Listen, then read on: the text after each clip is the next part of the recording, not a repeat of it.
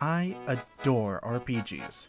I know, big shocker considering most of the content on my channel, but it's true. No matter how long they are, no matter how much content, nothing sets my mind at ease more than sitting back and enjoying some laid-back gaming. In this circle, there are a bunch of must-play games that are highly acclaimed, dearly beloved, and overall hold a bunch of value.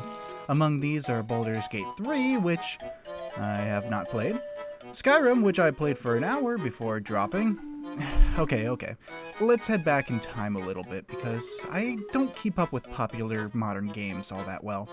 Let's think back to the SNES.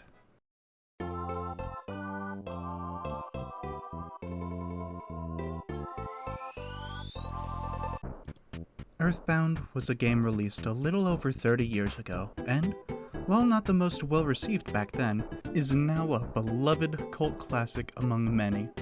With its interesting set pieces, quirky humor, and lovable characters, it has garnered a status unlike any other game. And I hated it. Wait, that was a poor choice of words, please don't click off! I didn't hate the game. It just didn't resonate with me all that much.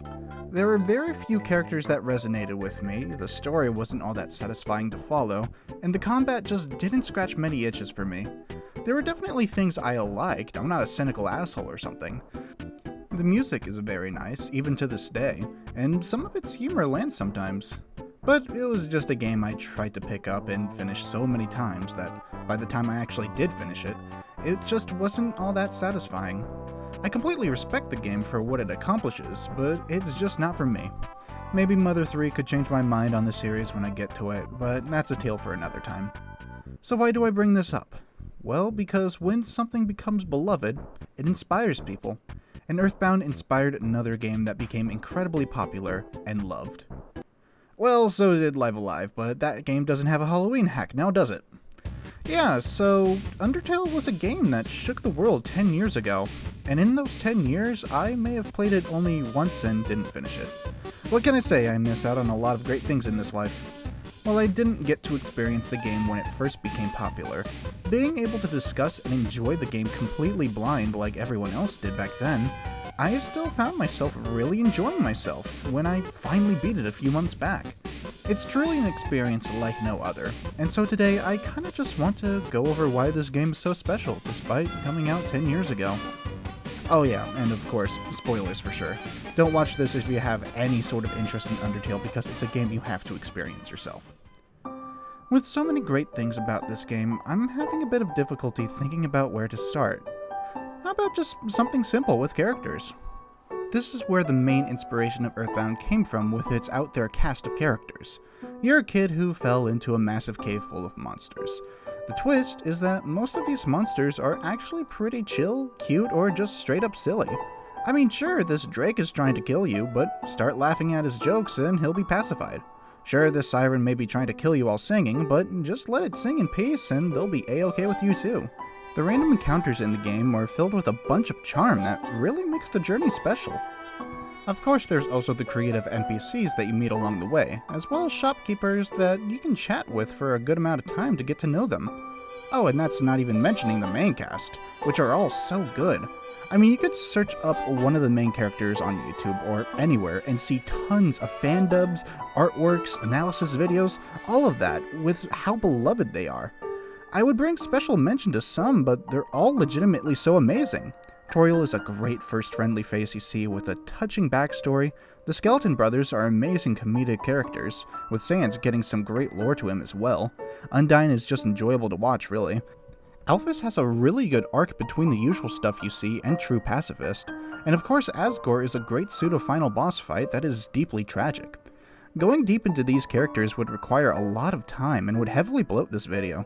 Just know that they all have resonated with me in some form or fashion.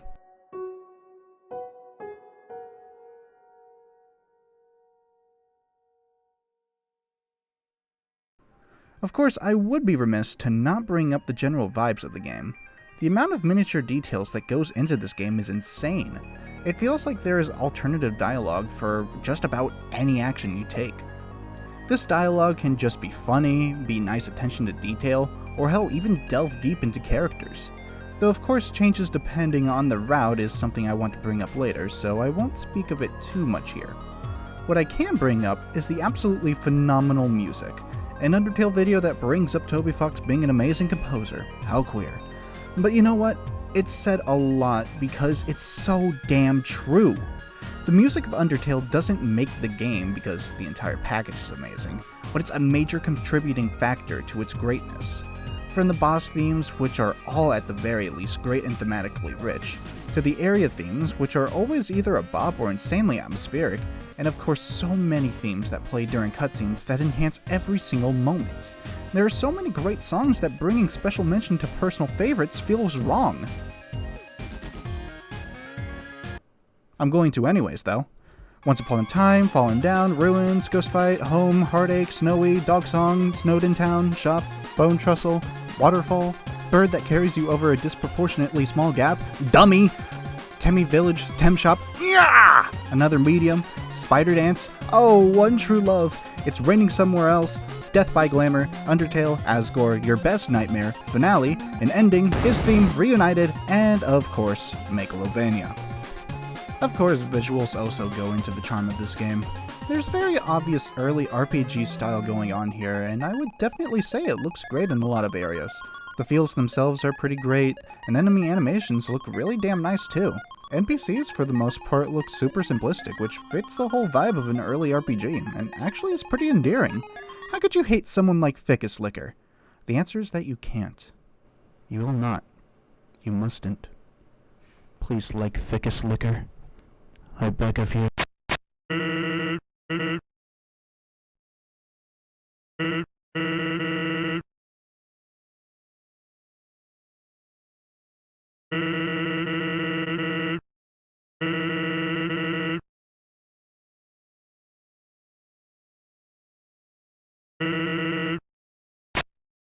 When it comes to gameplay, this is where some of my few gripes with the game come to light.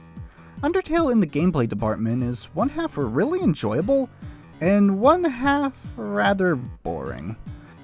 First with the positives, and that's that the defending part is really innovative and cool. When it's the enemy's turn, you get put into this Toho-like section where you get to dodge enemy attacks.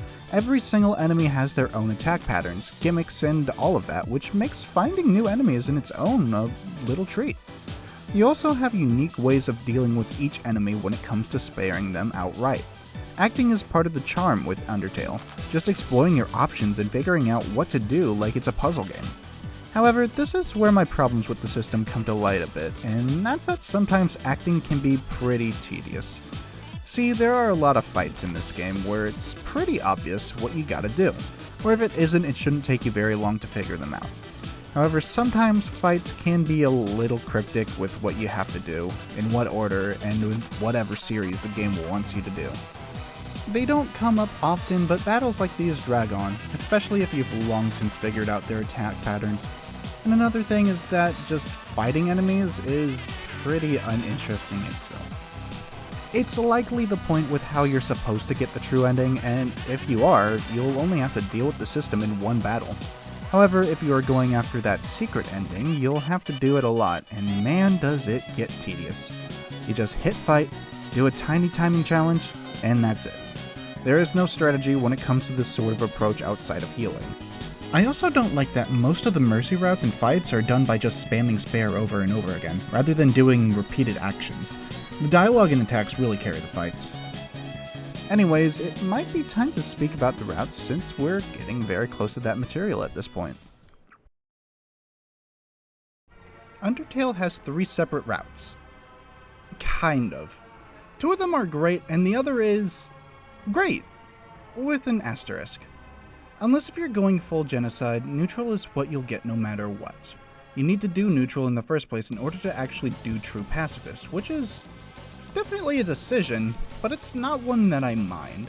The genocide route is meant to be a secret route in the first place, so forcing you into neutral for your first path makes sense. So long as you don't kill anyone during that neutral route, you're able to just reload your save and continue on to pacifist, just like that. I can get some frustration with this, but I think it just makes things easier on you. Letting you see both endings in one playthrough is very nice of the developers, honestly. As for Neutral itself, I would like to note two things. For one thing, it has a bunch of different endings that completely change based on your actions. Toriel is the first character you meet at the very beginning of the game, and the ending can change her fate in so many different ways. Of course, you could just kill her outright, you monster. But there is also variations if you spare her, where she goes missing, where she starts rooming up with the Skeleton Brothers, where she goes back to being Queen of the Underground. Oh yeah, she was a queen at some point, forgot to mention that. And that's just one of the major characters. Alphys can hate your guts, Undyne can get depression, Mettaton can completely take over— oh crap, I forgot to bring up Mettaton. Yeah, he is funny and cool. The sheer amount of differences that can happen based on that really helps perpetuate the major theme of choice. As for the other thing, the exclusive fights are both great. Asgore's whole speech and his shattering of the Mercy option is such a good twist, making you have to fight him no matter what. And the Flowey fight is easily a highlight for being the most climactic fight in the game. The design is wicked, the attacks are wacky, and the music is superb. Seeing the other 6 souls help you throughout the fight until they all come in at the end to help you start doing actual damage to Flowey, it's all just so great. And it's kind of disappointing to say I low-key prefer Neutral to Pacifist. I'm inciting all kinds of flames here, but just please remember I'm one silly guy with silly opinions. They are perfectly valid for doing everything about the game. Or that said, True Pacifist didn't quite hit me as hard as Neutral did. Most of it is great. The date scenes were amazing to go through with how kooky they are and how fun they can be. Undyne's date in particular really tickled my funny bone. And then you have the True Lab, which is a great set piece with wonderful vibes. It's where a lot of questions start being answered and a lot of my favorite little parts happen, even though it is rather short.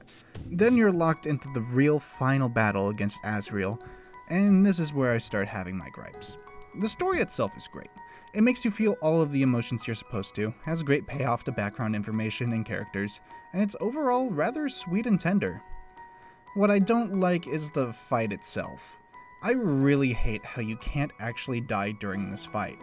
Technically, Flowey also holds on to progress every single time that you call out for a soul and gain their favor, but that's something I didn't know until much later.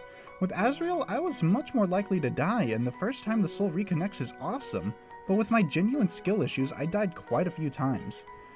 And each time it felt more annoying than anything, because I knew it would just be a matter of time before I won, so I kinda stopped caring for the fight itself. It's not a very satisfying fight, honestly, so that means for Pacifist, the last really satisfying boss was Mettaton, which feels wrong, but also feels kinda right at the same time. Pacifist thankfully picks up right back afterwards, with a very heartwarming resolution for Azrael, and an amazing walk back through previous areas. Just like there was with Earthbound. And unlike Earthbound, there were so many NPCs that I actually did care for that I wanted to talk to again. So many friendly faces who all became my friends.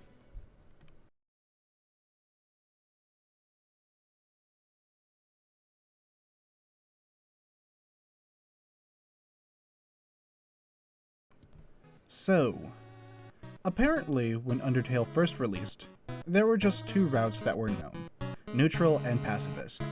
However, for people who play the game as a pacifist, they pretty much get the best of both worlds. But once people started thinking, wait a minute, I get a great ending if I don't kill anyone. What happens if I kill everyone? And thus the genocide route was born. The genocide route is such an interesting piece of media because you'll see people who love it, see people who hate it, see people know the point and love it for it, and see people who know the point and hate it. And for me, I don't know exactly how to feel. It's tricky to approach because most critiques I can offer it are kind of the point. Battles and grinding kills is tedious? That's the point. The fights are much harder? That's the point, they're punishing you. The story isn't super satisfying, missing out on major plot beats? That's the point. The ending of the genocide route expresses how much of a horrible human being you are for going out of your way to kill as many monsters as you can. It's a very intriguing idea for the route, and honestly, it doesn't quite work as well as I think it should. The genocide route is supposed to be a punishment for wondering what would happen if you are as terrible as you could possibly be, and half of it works well under that lens. But under another, I like quite a lot of what genocide has to offer. The vibes it has is really something else. All the differences in dialogue, the classic "but nobody came," and hell, the Sands and Papyrus scenes have a new spin on them, and they are hilarious. You also get two of the best fights in the entire game with Undyne and Sans. If they were meant to be punishments, then they kind of fail in that area because they are really damn fun. I loved learning their patterns and eventually besting them. Of course, the moments surrounding those fights are also incredible. We also get one of my favorite scenes in the entire game with Flowey in New Home, going over his backstory and how he's developed the mentality he has today. And if the route was just that, it would have been great. But it's not. They try so hard to make you feel bad and feel so unsatisfied when there are innately satisfying things to do in the route. Things to learn, things to play, things to experience. It feels like the route is at odds with each other, where it wants to make you feel terrible for doing it, but locks really great things behind it. It's really damn frustrating, but it makes for great material to talk about. As I said, everyone has their own opinions on Genocide Route, and each one is as valid as the last. So, what does Undertale mean to me? As someone who didn't get to experience the game 10 years ago in its height of popularity, well, in this timeline at least, I don't think much would have changed compared to if I got into it earlier. Other than some of the unfortunate fandom stuff, I still absolutely adored my time with Undertale. It captures that magic that games like Live Alive did, as not being a game with the pinnacle of gameplay, but a beautiful experience altogether. There were so many parts that captured my heart throughout the game. Papyrus's antics, Toriel's tender loving care, Asgore's deeply troubling story and state, even to a bunch of minor parts. Something simple like Snowdrake's mother in True Lab got to me in ways that many games cannot. Most importantly, it made me remember that while life can be scary sometimes, friendship is something I can always rely on. I didn't make too many friends growing up. This isn't a pity party or something, it's just something that was part of my history. But nowadays, I've forged so many bonds along my path in life that it doesn't bother me. Sometimes in life you lose those friends that meant the world to you. Whether it's because of a falling out, us going separate ways, or even because I moved away and lost contact. I've lost many people that I've cared about deeply. However, I'm happy to say that I still have friends to rely on. I've gotten closer with people who were already my friends, or met new people that I enjoy being around. Undertale kinda came at the perfect moment in my life where I felt the most vulnerable and helpless. I mean, hell, I was dedicated enough to go back to the genocide route just for this video. And thanks for ruining that for me, Pink, for constantly playing Undertale while I'm trying to play Undertale. But you did get me that Earthbound footage, so I forgive you. This time. I played through Undertale Yellow, a fantastic fan game that is one of the very few games to make me cry. I finished up a playthrough of the current Deltarune chapters, and I'm currently going through a second playthrough for their weird routes, and oh god, I've become one of them. I'm an Undertale fan. What can I say? Even 10 years later, it's a fantastic experience like no other that is truly timeless. If you watched through all of this and haven't played it yet, I'm so sorry you got spoiled. If you just listened to this as background noise and barely paid attention to what I said, there's still time to try it out. It may be rough in a few areas, and not everything revolving around the game is positive, but the sheer amount of heart and soul that went into this game is amazing. Toby Fox, you've touched yet another heart in this world. Here's to hoping you reach many more in the future.